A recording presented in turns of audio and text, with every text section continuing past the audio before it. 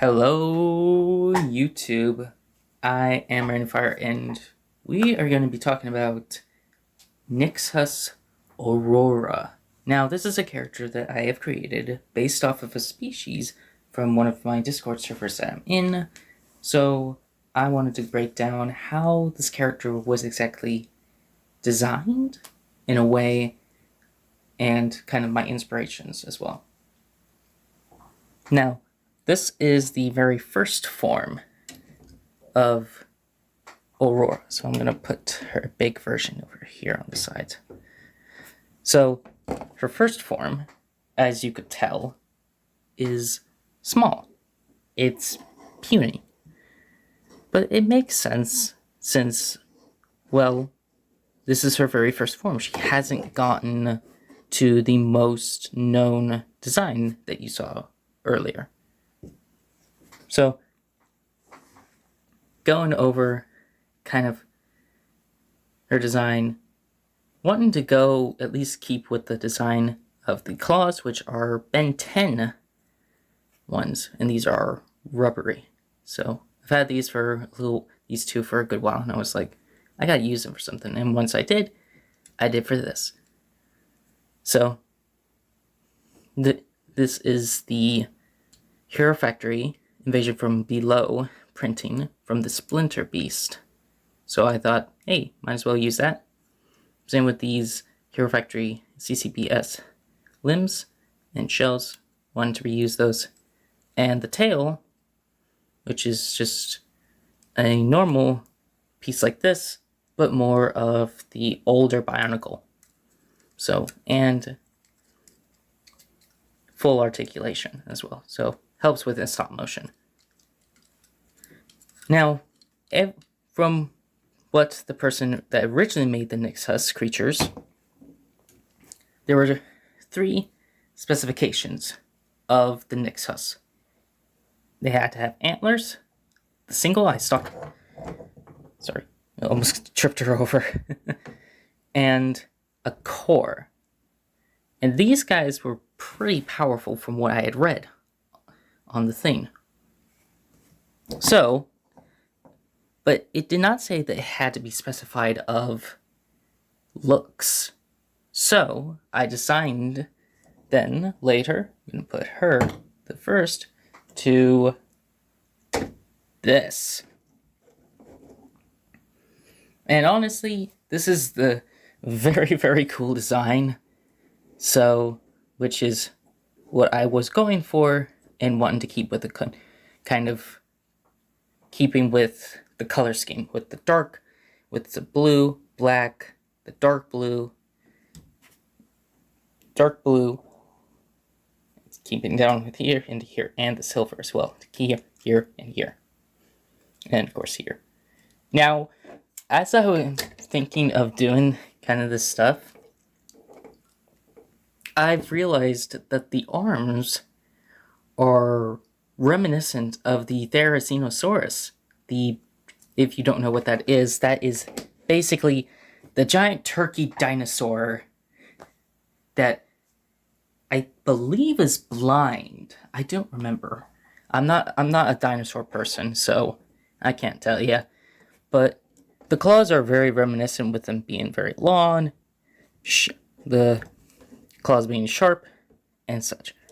And I actually thought that was actually a very interesting thing that unconsciously did that. And I wanted her to be noticeably, you could tell that there was thought into the process. So, and you can see these Hero Factory, try and get the better lighting, these bits here, which are helping keep this together and helping with stabilization and helping with the weight, because it distributes the weight. Now, there was an issue when I was first building her, this design, is that this lower part wasn't like that. It was going to be based off the entire torso, minus some, well, modifications and bits and pieces that are not originally from the thing, was going to be off of one of the official Dark Hunter models. I don't remember which one it was. I think it was Lurker, which basically had a lot of this. Now, when I was actually first testing it, then this stuff came into play, and it was very unstable, unfortunately. So I changed it from that design to the Vaki piece here. This is the part here to help with it, and stabilized it with this stuff. So all this. Now this part here, this piece right here, I did not have a piece. So I had to completely mess around with my 3D printer and printed that piece off. And there were no other pieces, so it's like, if I can't find it, you do it yourself. So, and honestly, I like her. She's very vibrant, I think, compared to some of my other people that I've created.